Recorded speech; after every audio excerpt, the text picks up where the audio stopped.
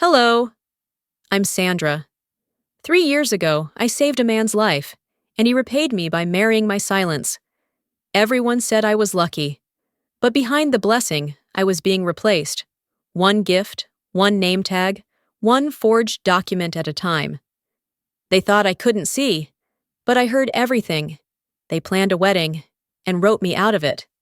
Why would a family go so far to erase the bride on her own wedding day? And what happens when the bride stops pretending to be blind and starts looking back? The wind had a bite to it, sharp, dry, almost disrespectful. I stood outside the stone lodge longer than I should have, pretending I was waiting for something, for someone. But no one came.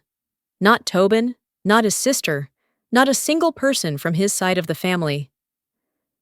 The valet looked at me like I was in the wrong place. The worst part? I was the one who paid to have that lodge restored 3 years ago, and now I was standing in front of it like an uninvited guest. After 5 minutes, I stepped inside. The warmth of the lobby did nothing to cut the chill that had settled under my skin. A few guests looked up. They didn't wave, didn't smile. One woman leaned into her husband's shoulder and whispered something I was never meant to hear, but I heard it. Isn't she a little overdressed for someone who can't even see herself? I didn't flinch. I adjusted my blindfold slightly, just enough to tighten it behind my ear, and let the soft laughter roll over me like bad weather. I wasn't here to argue. Not yet. A young woman approached me, a coordinator, clipboard in hand, lips tight in a smile too sharp to be kind. She handed me a bouquet of sunflowers and white hydrangeas, loosely bound with twine. It wasn't mine. I had requested peonies, pale pink, simple. "Oh," I said softly, keeping my tone even. "This isn't the bouquet I ordered." "Oh, I thought—" She paused, blinking too fast. "I figured you wouldn't notice." I didn't correct her. What would be the point? Inside the reception hall, Tobin's mother, Lorraine, was holding court like a queen. Loud, lacquered, confident. She threw her head back at something Griffin, Tobin's brother, had just said, and slapped the back of his arm in that performative way that women like her think makes them look warm. Her eyes met mine briefly, then passed right over me. I made my way to the long banquet table. My name tag read, "Sandra, groom's guest." I didn't bother fixing it. "Sandra?" Someone called out behind me, confused. I turned. It was one of the waitstaff. "Oh, sorry. Are you with catering? We're still missing a few servers for the dessert table." I smiled. "I'm not with catering, but I appreciate your honesty." I could have said more. I didn't. When it was time to change, a woman I didn't recognize led me to the dressing room. She didn't ask questions, just handed me a dress bag and waited for me to open it. I unzipped it slowly. It was not the dress I had chosen. Mine had been modest, sleek, ivory silk with subtle embroidery that caught light but didn't beg for it. This one shimmered like it had been dipped in a glitter storm. Tight at the chest, plunging neckline, thin straps, cheap, and it wasn't even my size. 2 sizes too small. I was still staring at it when Maura walked in. Maura, my so-called best friend. The one who'd helped plan the seating chart, pick the menu, rehearse my vows with me because I wanted everything to sound right. She looked at the dress and then at me. "It's what Tobin picked," she said, like it was a compliment. "He wanted you to stand out, you know, brighter." I said nothing. She took the dress, unhooked it from the hanger, and held it up to me. "I can help you change if you'd like." I didn't want her help, but I let her zip me in anyway. The fabric clung to my hips in a way that made walking feel like a performance. My hands gripped the edge of the vanity for balance. I stared at my reflection, what little of it I could make out beneath the soft cloth over my eyes. I looked like a stranger trying too hard to look seen. Maura adjusted a strand of my hair. "You're going to take their breath away." Her smile didn't reach her eyes. When she left, I sat for a long moment. Alone. Still. I loosened the knot of my blindfold just enough to let in a whisper of light. I didn't need to see the room to remember it. I had memorized every tile, every flaw in the floorboard, from when I approved the restoration work 2 years ago. This place was mine, even if they'd all forgotten that. I ran through the guest list in my mind. I knew who was sitting where, who donated what, who pretended to care. I remember everything, I murmured to no one. I stood, smoothed the dress over my hips, and let the blindfold fall back into place. They thought I couldn't see, and that was fine, for now. I wasn't here to convince them otherwise. Not yet. I walked toward the main hall slowly, my steps measured. Familiar. Practiced. Behind me, I could hear the shuffle of shoes, the rustle of silk, the whispers threading through the air like cold breath on glass. "She doesn't even know what a joke she looks like," someone muttered. I heard it, and I smiled. I didn't slow my pace, even as their words floated behind me like invisible hooks meant to catch. My smile held. My breath didn't shake. I had rehearsed this walk in silence, alone, night after night, not for them, but for me. I stepped into the reception hall as if I belonged there. Because I did. A junior coordinator in a navy vest with sweaty palms tapped me lightly on the elbow. "Miss Warner, your table is, this way," he muttered. His voice dipped lower. "It's near the kitchen. Sorry about that." I nodded. No outrage, no protest. I simply followed. The table was tucked near a swinging door, close enough to hear trays clattering and the sharp buzz of the dishwasher. It wasn't where the bride was supposed to sit. It was where the staff took breaks, or where forgotten cousins might get shuffled. On the centerpiece, a small card in cursive script read, "Reserved Family Overflow." As I sat down, the music shifted overhead. A slow instrumental, subtle, melancholy. I recognized the tune instantly. It was the song I had told Tobin reminded me of my grandfather, the one we'd danced to at my high school graduation, both of us barefoot in the backyard, clapping off beat and singing through our teeth. And now it was background music, for them. The planner's voice echoed over the speakers. "Let's welcome our wonderful couple, Tobin and our radiant bride." That pause? It wasn't a technical delay. It was deliberate. Maura appeared beside me before the applause even settled. "You look lovely, Sandra," she said, as if this were a compliment rather than a setup. "And you smell expensive. Tom Ford?" I turned my head slightly toward her, still smiling. "I suppose you'd know." Her grin twitched. Lorraine was seated 2 tables away, sipping from a champagne flute and laughing with a pair of women I didn't recognize. I heard her voice above theirs, clear as a church bell. "She's so brave, you know. Most women like her would never dream of getting married, but she's determined." I didn't react, not even a blink.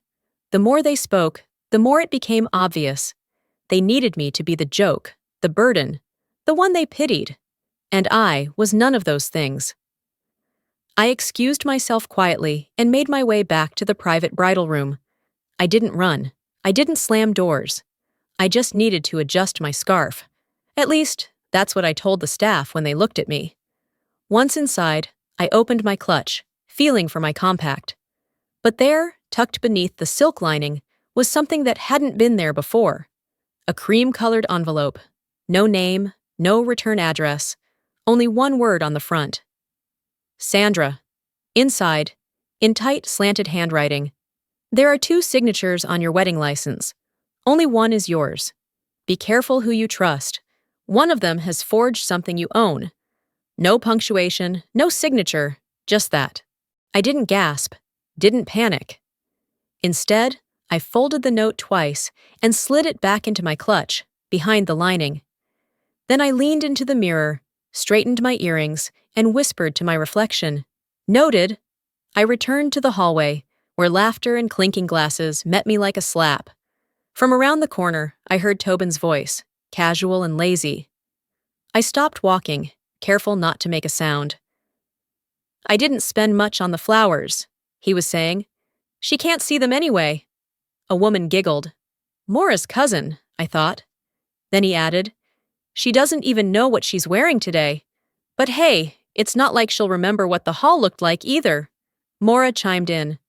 The blindfold was honestly the best thing to happen to us. I pressed my fingers lightly against the wall's molding, steadying myself not from pain, but from fury. It wasn't rage that built in me. It was confirmation.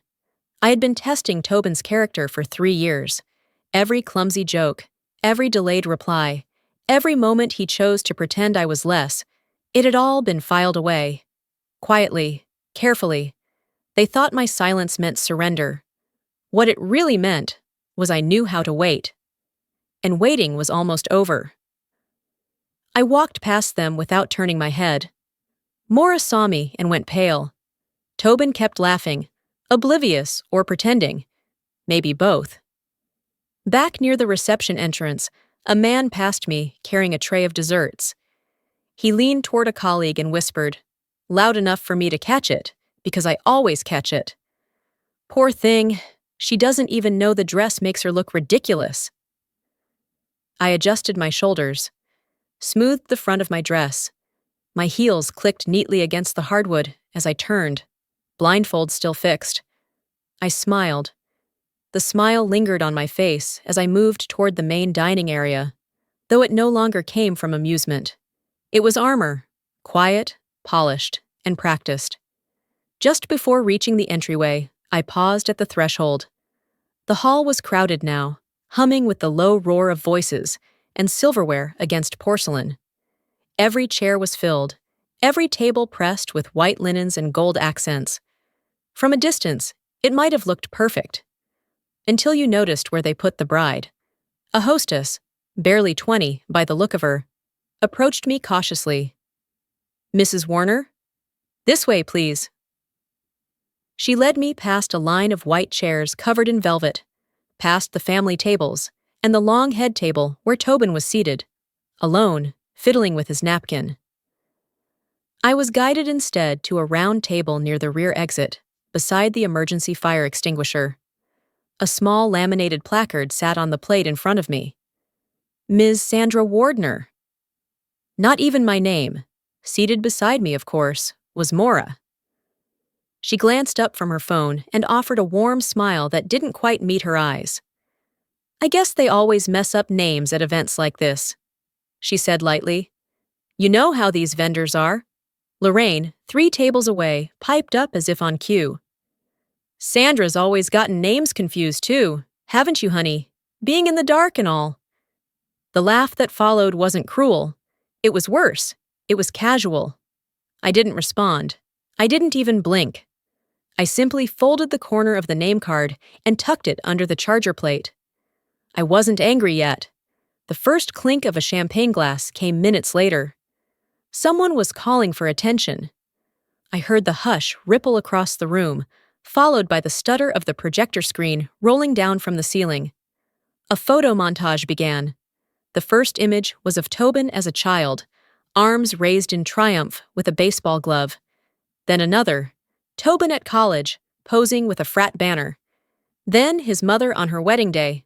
Then Mora, helping arrange flowers, talking with vendors, standing beside Tobin at the cake tasting, always smiling, always centered. I waited, breath held, for my place. Eventually, 2 images appeared. The first was grainy, clearly cropped from a larger shot. My face was partially cut off, turned slightly to the side. The second was from our engagement party, but I was blocked by someone's shoulder. My name never appeared, just a bland caption beneath the photos that read, "The bride?" And then the voiceover. "We want to thank everyone who made this beautiful day possible," it said, "and especially Mora, for her endless support and devotion throughout this journey." Applause broke out. Polite, brief. My fork trembled slightly as I set it down. I reached for my clutch, not to leave, but to keep my hands occupied. My fingers pressed against the envelope from earlier, the one with the unsigned note about the wedding license. The paper was still there, solid, real. They're not just erasing me, I thought. They're replacing me. It was no longer just about humiliation. It was identity theft, emotional, social, and maybe even legal. I was pulled from my thoughts by a quiet voice at my side. A young event assistant, flushed and breathless, held out a folder.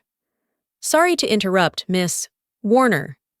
The coordinator asked me to give you this, a copy of the gift list and registry receipts, in case you wanted to follow up with guests."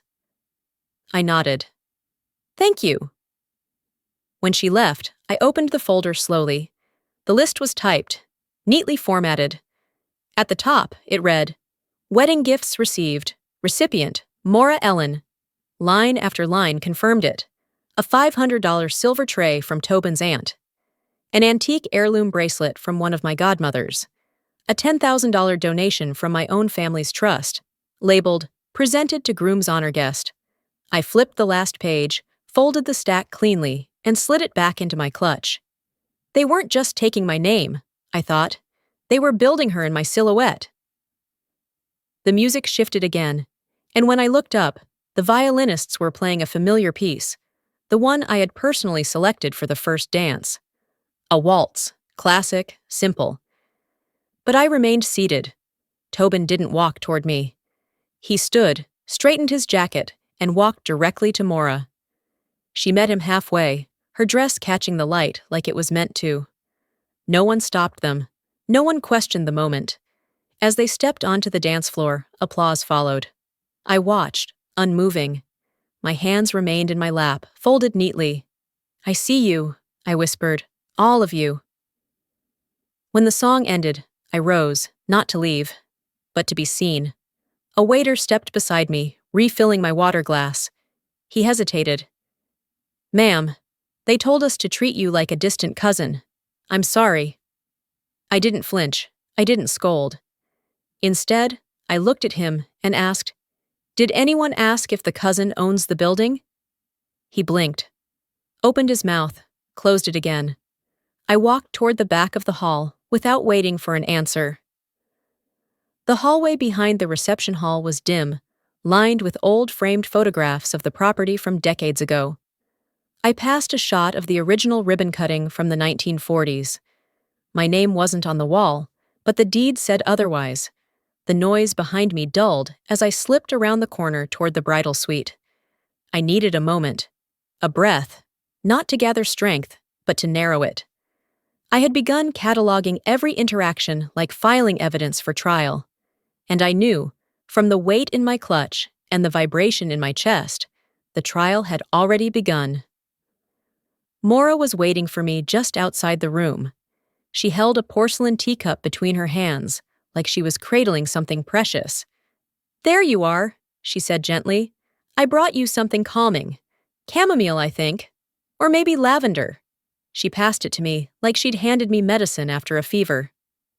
"You're doing so well, Sandra. I don't know how you keep so composed. If it were me—" "It's not," I said, my voice steady but not sharp. "Just true." She chuckled, crouching slightly so we were eye level. "Still, you've always had that stillness about you. Even when we were younger, you didn't flinch, even when people stared." I smiled at her then, not kindly, not cruelly, just knowingly. "Some of us learned early how to survive being watched," I said. Her expression flickered, just for a second, but she covered it quickly. "Well," she said with a soft shrug, "they're not really watching you now. Don't stress." I took a sip of the tea, bitter, room temperature. "They will," I said, brushing past her to close the suite door behind me. Back in the reception hall, Lorraine had a microphone.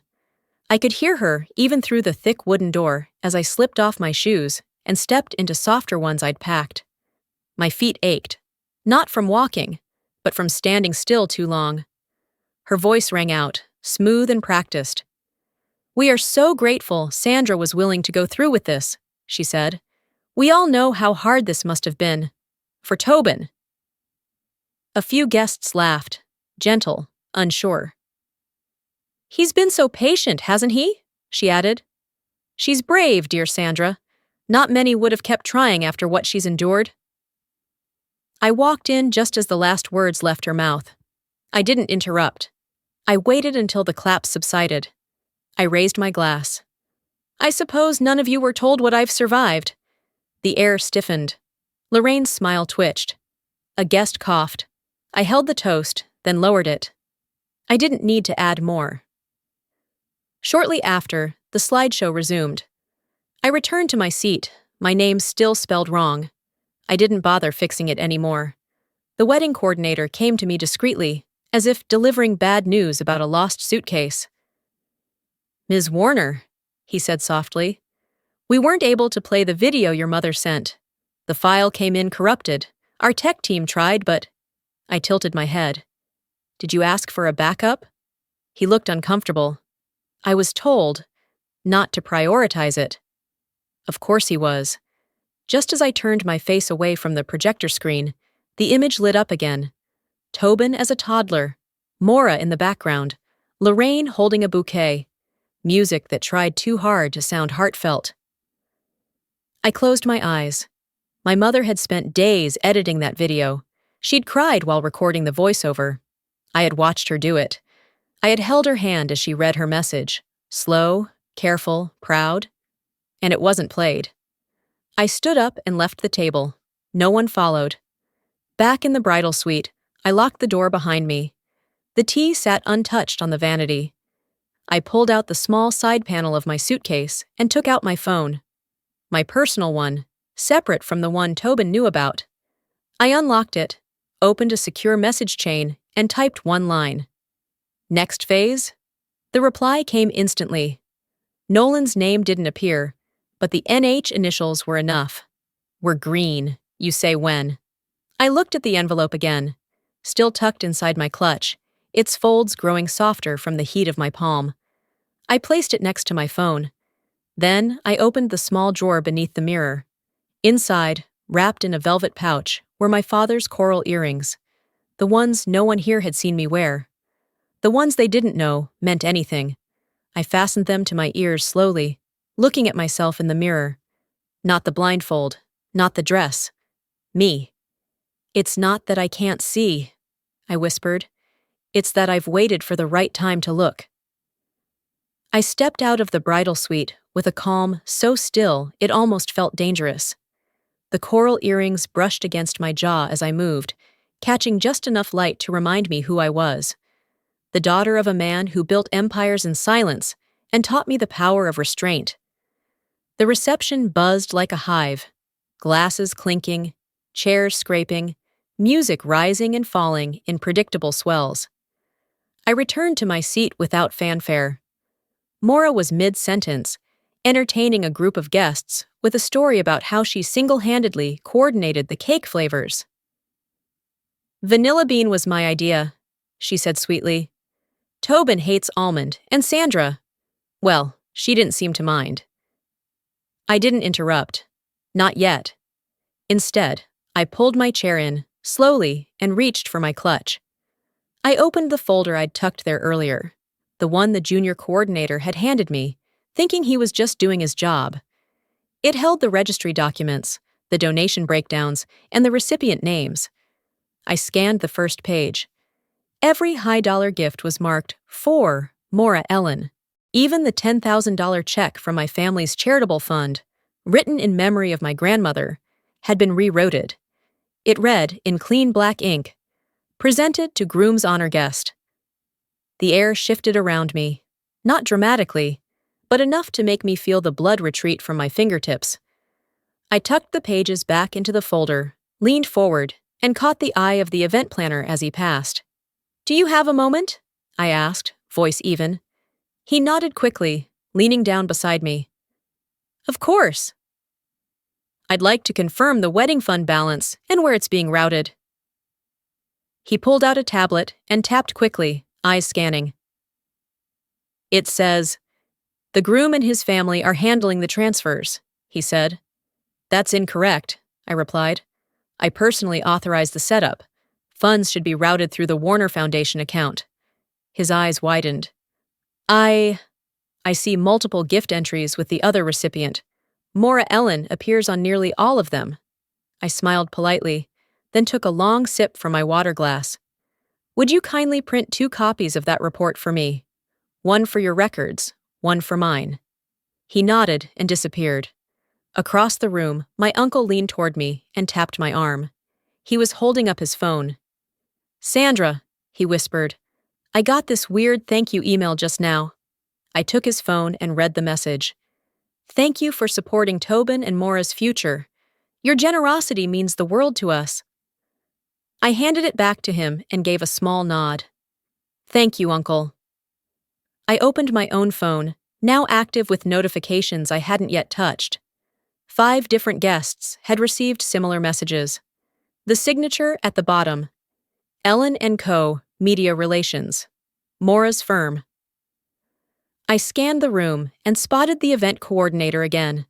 I waved him over. I'm seeing incorrect acknowledgments sent from the registry, I said. Who approved the mail merge? His face paled. I believe that came through from the groom's office.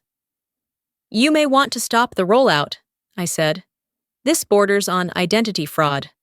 His voice dropped. Understood. I stood and made my way toward the stage before anyone could object. I stepped up, bypassing the MC, and gently tapped the microphone. The chatter in the room fell quiet, not instantly, but gradually, like a tide pulling back from the shore. I took a breath. Sometimes, I began, we're given sight before we're ready to use it. A few heads turned. Maura froze, her glass halfway to her lips. And sometimes, I continued, we wait, not because we're blind, but because we're watching. Tobin shifted in his chair, now aware something was unfolding. To everyone here who showed kindness, thank you. I've noticed. A pause. And to those who didn't, I've noticed that too. I keep a list, and I never misplace it. The silence was no longer just polite. It was tight, alert, uncertain. I stepped down from the stage as casually as I had stepped up. On my way past Maura, I didn't break stride, but I heard her whisper to Tobin behind me. She's bluffing, right? I didn't need to answer. Backstage, Nolan had already sent me a message. I pulled my phone from my clutch. Phase 2 approved, it read. Papers ready. We go quiet unless provoked. I typed my response with steady fingers. I won't provoke, but I won't step back either.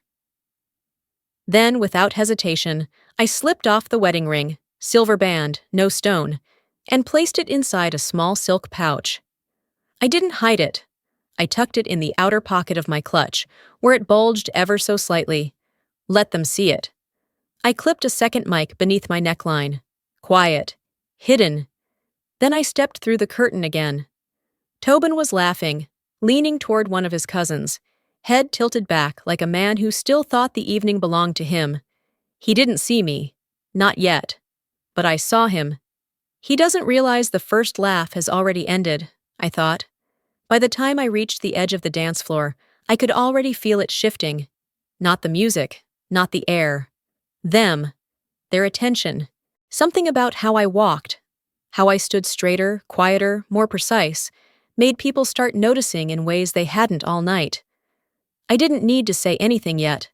I just needed to exist in their line of sight long enough for their discomfort to rise. And it did. Tobin hadn't seen me coming.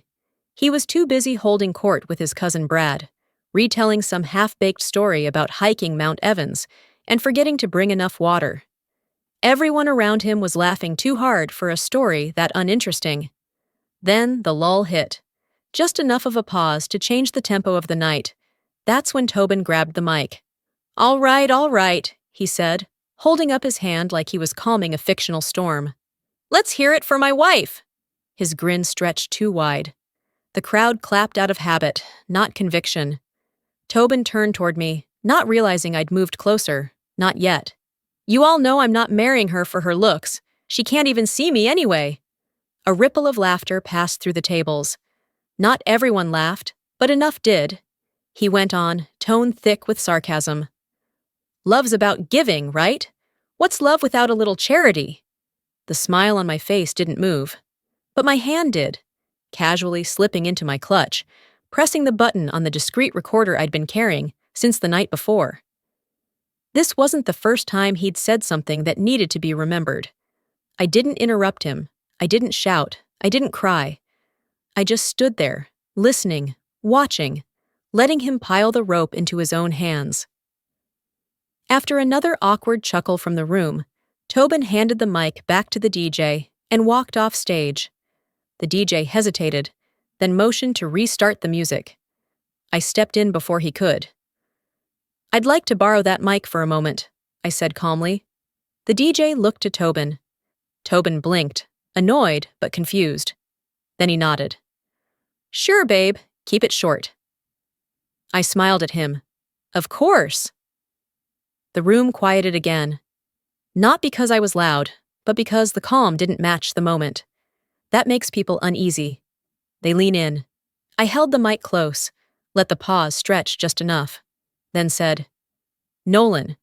And across the room, on the far right wall, where a catering station had been dismantled for the night, a projector screen hummed to life.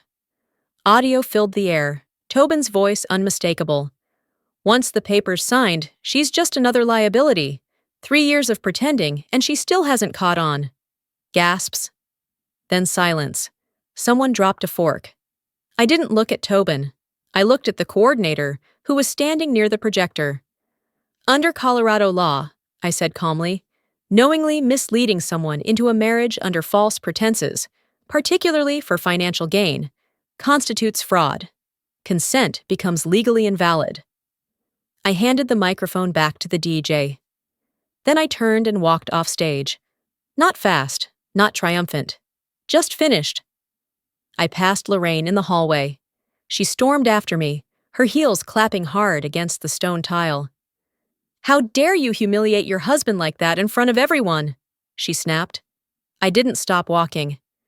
"You should have taught him not to humiliate his wife first." Griffin was right behind her, trying to play mediator like always. "Sandra, this isn't how we handle things in this family." I turned just enough to meet his eyes. "You know exactly how things are handled. You drafted the asset contracts. You made sure Maura's name showed up as a beneficiary if I died within the first year of marriage. Don't pretend you didn't know what you were doing." He shut up. I kept walking.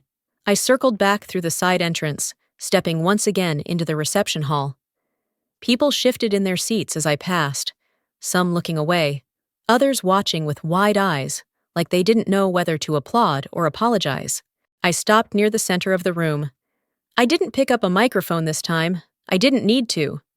"To those of you who watched and said nothing," I said loudly, clearly, "you were always part of the plan.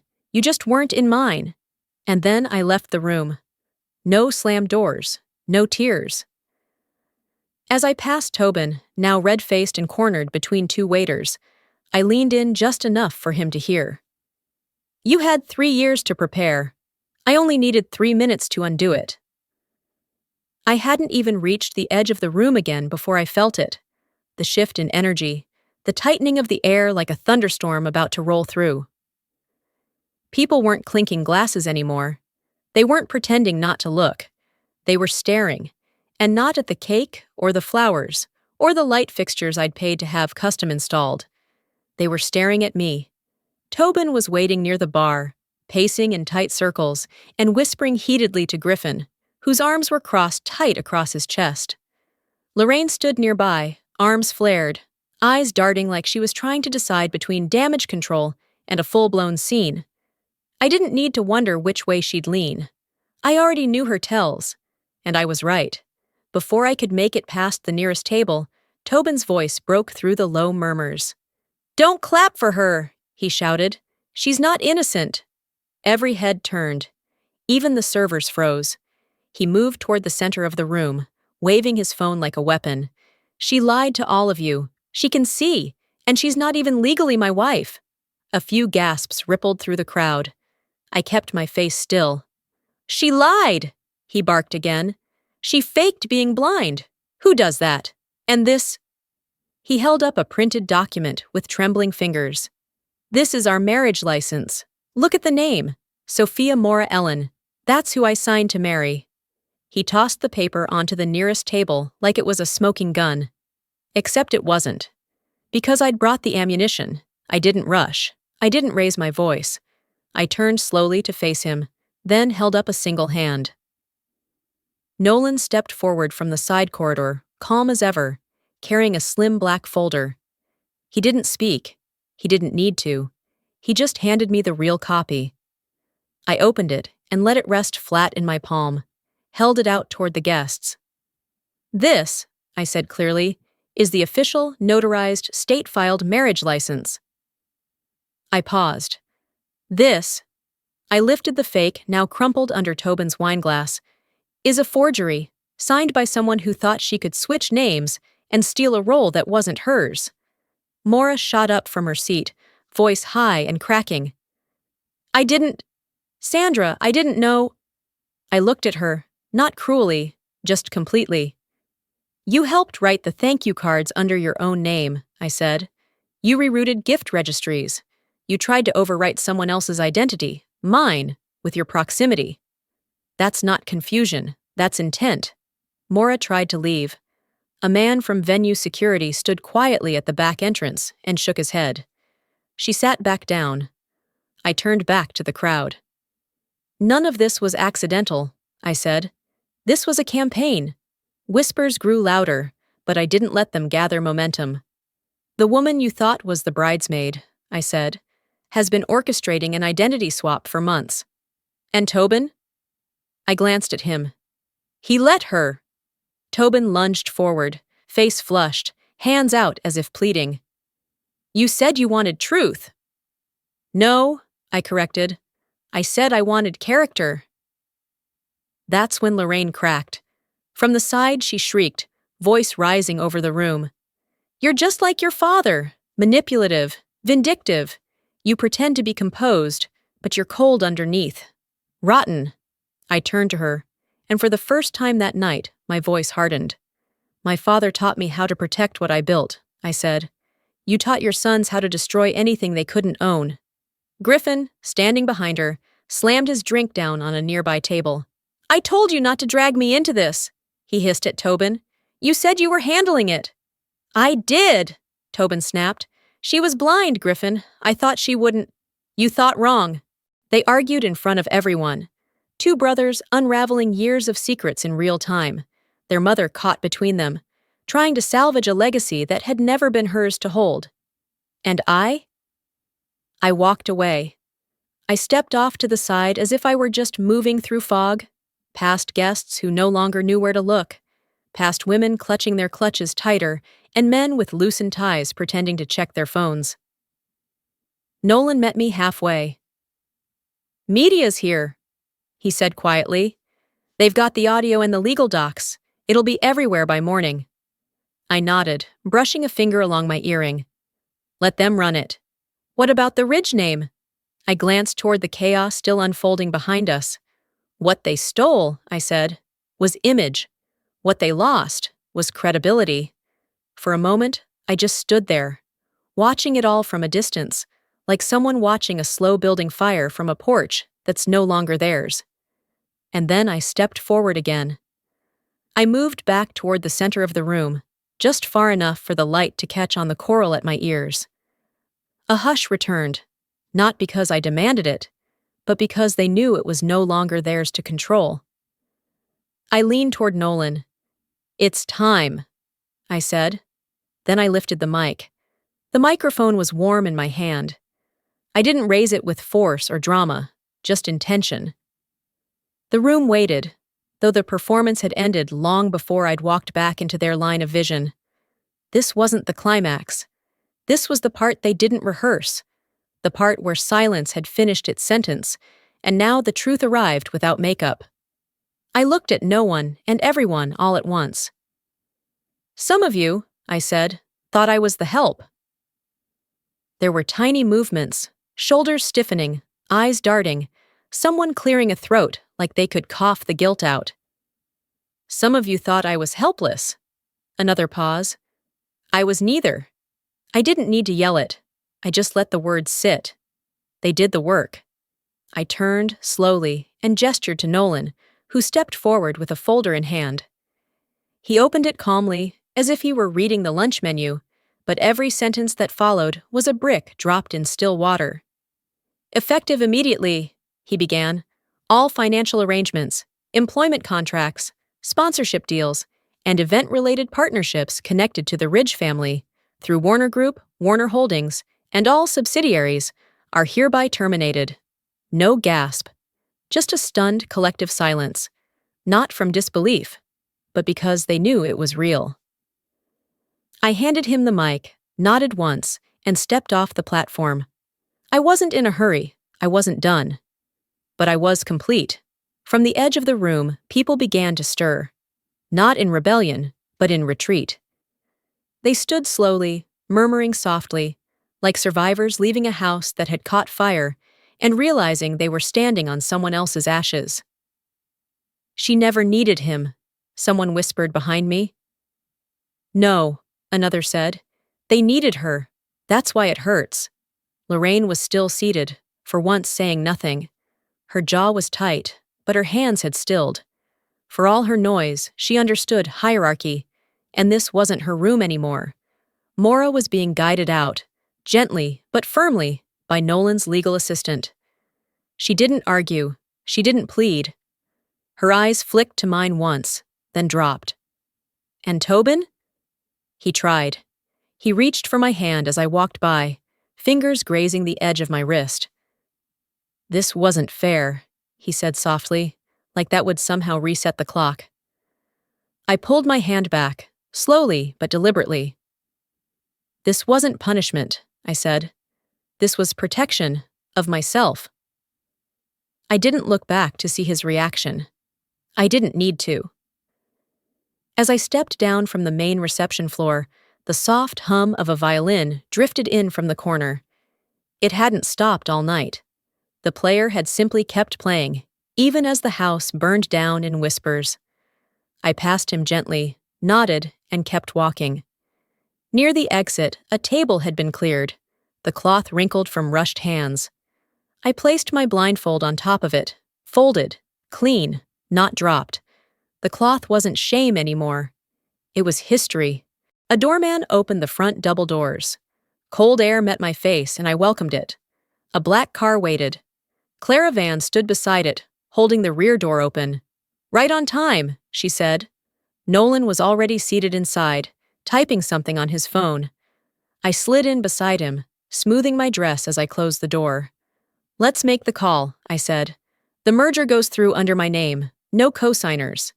Nolan raised a brow. "Are you sure?" "I was made small," I said, watching the lodge grow smaller through the window. "So they could feel tall. I let them stand on my shoulders. Not anymore." He nodded once. The car moved slowly at first, then turned onto the main road. I looked out the window.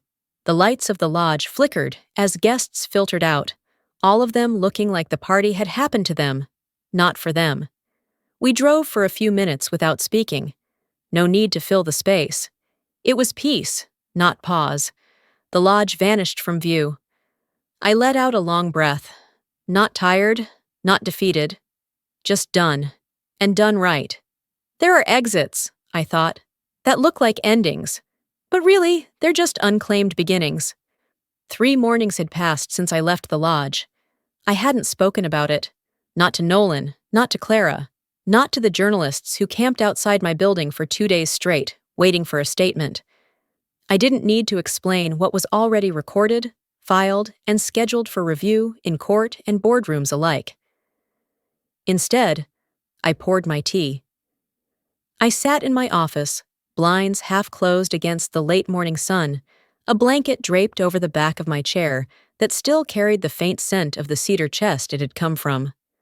On the muted screen across the room, a news anchor read her cue with practiced neutrality.